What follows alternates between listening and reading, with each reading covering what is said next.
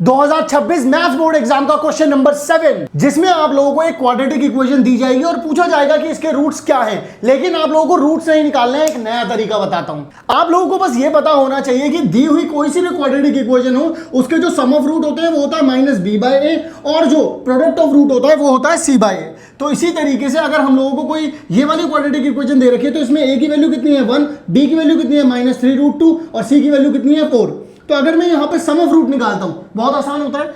Minus b कितना है ये दे रखा है, माइनस माइनस क्या हो गया भाई, प्लस हो गया, और नीचे तो 1 ही दे रखा है तो कितना आ गया, सम ऑफ रूट इतना आ गया।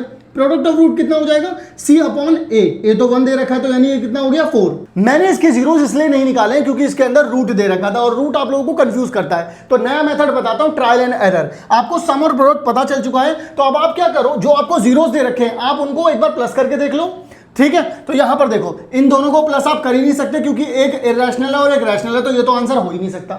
यहां पर देखो √2 और 2√2, तो यहां पर देखो एक √2 है और यहां पे 2√2 है, अगर दोनों को जोड़ूंगा तो कितना आ जाएगा 3√2। अच्छा जी, सम तो आ ही रहा था ये, लेकिन गड़बड़ ये है कि अगर आप फोर्थ ऑप्शन देखोगे तो यहां पर 4√2 दे रखा है, माइनस का √2 दे रखा है। अगर इन्हें जोड़ोगे तो 4 में से 1 गया तो कितना बचा 3√2।